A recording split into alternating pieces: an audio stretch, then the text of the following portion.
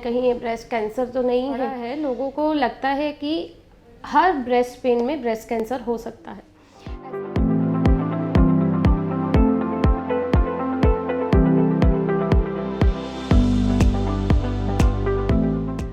Hello everyone, welcome. आज हम बात करेंगे ब्रेस्ट पेन के बारे में। बहुत सारे पेशेंट्स या लड़कियां, इवन यंग गर्ल्स बहुत इस बारे में कंसर्न रहती है कि हमें ब्रेस्ट पेन है, कहीं ये ब्रेस्ट कैंसर तो नहीं है। क्योंकि ब्रेस्ट कैंसर का जैसे जैसे अवेयरनेस बढ़ा है, लोगों को लगता है कि हर ब्रेस्ट पेन में ब्रेस्ट कैंसर हो सकता है। ऐसा ज़रूरी नहीं है कि अगर आपको ब्रेस्ट में पेन है तो आपको कैंसर ही है, बल्कि 90% से ज़्यादा चांसेस यही हैं कि वो कैंसर से रिलेटेड नहीं है। तो क्या क्या चीज़ें हो सकती हैं जो कि ब्रेस्ट में पेन कॉज कर सकती हैं, इसी बारे में आज हम डिस्कस करते हैं। सबसे पहले तो प्रेगनेंसी का ब्रेस्ट पेन, जो कि काफ़ी पेशेंट्स को दिक्कत करता है, खासकर शुरू के 3 महीने में, क्योंकि आपकी ब्रेस्ट जो है ब्रेस्ट फीडिंग के लिए प्रिपेयर होती है। उसमें कई सारे हार्मोनल चेंजेस आते हैं, ब्रेस्ट का साइज़ बढ़ता है, ग्लैंड्स बढ़ती हैं, बनती हैं, जिसकी वजह से, इन सब चीज़ों की वजह से आपको ब्रेस्ट में पेन महसूस होता है। और इवन छूने पे दर्द भी होता है, जिसको टेंडरनेस कहते हैं, ब्रेस्ट टेंडर भी हो जाती है। तो शुरू के 3 महीने में आपको ये ज़्यादा सफ़र करना पड़ता है प्रेगनेंसी में, और सेकेंड ट्राइमेस्टर से ये काफ़ी ठीक हो जाता है। इसके लिए आप टाइट ब्रा पहन के रखिए, थोड़ा आप हीट भी अप्लाई कर सकते हैं। ज़्यादा पेन हो तो आप पैरासीटामोल ले सकते हैं। ये कम्प्लीटली नॉर्मल होता है और हार्मोनल चेंजेस की वजह से होता है। दूसरा हम बात करेंगे ब्रेस्ट फीडिंग के टाइम पे पेन से। जब बेबी ब्रेस्ट फीड करता है तब भी कुछ तरह के पेन होते हैं। अगर आपको पेन बहुत ज़्यादा है, सोर निप्पल है, बच्चे ने कहते हैं जिसको काट लिया है, आपको फीड कम आ रहा है, इस तरह की फीडिंग रिलेटेड, लैचिंग रिलेटेड कुछ भी प्रॉब्लम्स है, तो आप अपने डॉक्टर से कंसल्ट कर सकते हैं। अब हम बात करेंगे जो पेशेंट प्रेग्नेंट नहीं है, अगर उनको ब्रेस्ट में पेन हो रहा है तो किस वजह से हो रहा है।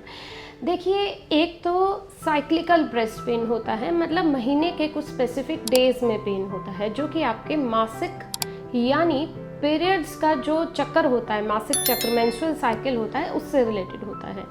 ये पेन अगर आपने गौर किया हो तो आपको पीरियड आने से 2 हफ्ते पहले तकरीबन शुरू होता है, और ये धीरे धीरे बढ़ता है। पीरियड से जस्ट पहले वाले दिनों में ये पीक पे हो जाता है, और पीरियड जैसे ही शुरू होते हैं ये कम होना शुरू हो जाता है, या बिल्कुल ठीक ही हो जाता है, गायब हो जाता है, और कुछ दिनों के लिए ऐसे हो जाता है जैसे कि ब्रेस्ट में पेन था ही नहीं। ये कम्प्लीटली नॉर्मल पेन है, जो कि हर साइकिल में जो हार्मोनल चेंजेस आते हैं फीमेल के, उनकी वजह से होता है। इसमें आपको बिल्कुल चिंता की ज़रूरत नहीं है, आप बिल्कुल निश्चिंत रहें। अगर हल्का फुल्का आपको डिस्कम्फर्ट है या पेन है, बेरेबल है, और आपकी डेली रूटीन एक्टिविटी में ये कुछ हैम्पर नहीं कर रहा है, तो आपको इसके लिए कुछ भी करने की ज़रूरत नहीं है। हाँ, अगर आपको पेन ऐसा लगता है कि आपको इतना पेन होता है कि आप अपना रूटीन काम नहीं कर पाते हैं और आपको पेन किलर लेना पड़ता है, तो आपको अपने डॉक्टर से कंसल्ट करना चाहिए। इस चीज़ में जो चीज़ें आपको हेल्प कर सकती हैं वो ये है कि आप अपना बैलेंस डाइट लें, कॉफ़ी का, अल्कोहल का, स्मोकिंग का सेवन बंद कर दें, पानी अच्छे से पिएं, अपना हाइड्रेशन अच्छा रखें। डॉक्टर आपको कुछ मेडिसिन जैसे कि इवनिंग प्रिमरोज ऑयल और विटामिन ई भी प्रिस्क्राइब कर सकते हैं। किसी भी फॉर्म का एक्सरसाइज भी आपको ब्रेस्ट पेन कम करने में हेल्प करेगा। और ये सब चीज़ें यूजुअली आपका जो साइक्लिकल ब्रेस्ट पेन होता है उसको कम कर देती हैं, या फिर इनसे आपका हो सकता है पेन बिल्कुल ठीक भी हो जाए। और ये पेन ऐसा नहीं है कि आपको हर साइकिल में ही होता है। ये किसी साइकिल में ऐसा हो सकता है कि आपको पेन ना हो, किसी साइकिल में हो सकता है आपको पेन ज़्यादा हो और किसी में कम हो। आप पैरासीटामोल या कुछ एक पेन किलर ले सकते हैं अगर पेन बहुत ज़्यादा है। और अगर आपको हर बार बहुत पेन होता है तो डॉक्टर आपको कुछ साइक्लिकल पिल्स के लिए डाल सकते हैं कुछ टाइम के लिए, जिससे कि आपके हार्मोन्स की फ्लक्चुएशन कम हो जाएंगी और आपको ये पेन कम महसूस होगा। तो ये तो बात करी हमने साइक्लिकल पेन के बारे में। अब एक दूसरी तरह का पेन है जो कि फीमेल्स को होता है, लेकिन वो मासिक चक्र से रिलेटेड नहीं होता। अगर आपको इस तरह का पेन है जो कि कभी भी उठ जाता है, और आपको अगर उसके साथ कोई गांठ भी महसूस होती है, तो ये वरीसम पेन है।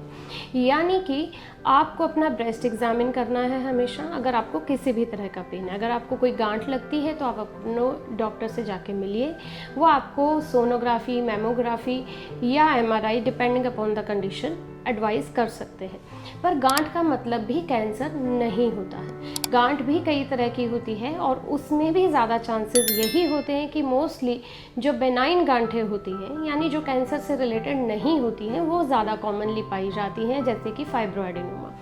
कई बार फाइब्रोएडिनोसिस जैसी कंडीशंस भी होती हैं जो कि पेन कॉज करती हैं।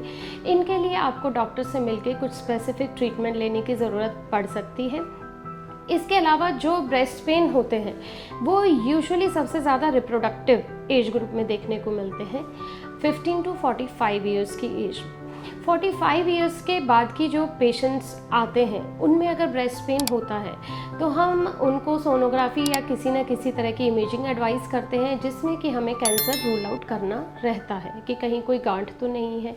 और हर एज के पेशेंट को या महिलाओं को हमेशा अपनी ब्रेस्ट एग्जामिन करते रहना चाहिए कि उसमें किसी तरह का कोई लंप या गांठ तो फील नहीं हो रहा है। तो अगर मैं समराइज़ करूं तो आज हमने ये डिस्कस किया है कि ब्रेस्ट पेन प्रेगनेंसी में हो सकता है, ब्रेस्ट फीडिंग में हो सकता है, साइक्लिकल यानी मासिक चक्र से रिलेटेड हो सकता है, या फिर कोई पैथोलॉजिकल लीजन जो कि कैंसर से रिलेटेड नहीं होते हैं, फाइब्रोएडिनोमा है, कोई इन्फेक्शन है, कोई सिस्ट है, इस तरह के रीज़न से ब्रेस्ट पेन हो सकता है। जिसमें कि जो प्रेगनेंसी, ब्रेस्ट फीडिंग या जो साइक्लिकल पेन होता है उसमें आपको कुछ ज़्यादा करने का ज़रूरत नहीं है। आपको अपना हाइड्रेशन अच्छा रखना है, टाइट ब्रा पहनना है, आप हीट अप्लाई कर सकते हैं, SOS पेन किलर या कुछ एक वाइटामिन्स यूज़ कर सकते हैं। अगर आपका नॉन साइक्लिकल किसी पैथोलॉजिकल लीजन जैसे कि फाइब्रोएडिनोमा, सिस्ट इन्फेक्शन का कोई कॉज लगता है तो आपको कोई सोनोग्राफी, मैमोग्राफी या MRI की ज़रूरत पड़ सकती है। जो कैंसर रिलेटेड पेन होते हैं उसमें सेल्फ एग्जामिनेशन का बहुत ज़्यादा रोल है। अगर आपको किसी भी तरह का गांठ या लम्प फील होता है तो आपको अपने डॉक्टर से जाके मिलना है। आई होप मैंने आपके काफ़ी सारी क्वेरीज सॉल्व करी होंगी। फिर भी अगर आप कुछ पूछना चाहें तो कमेंट सेक्शन में लिख के पूछ सकते हैं। हम रखें आपका ख्याल।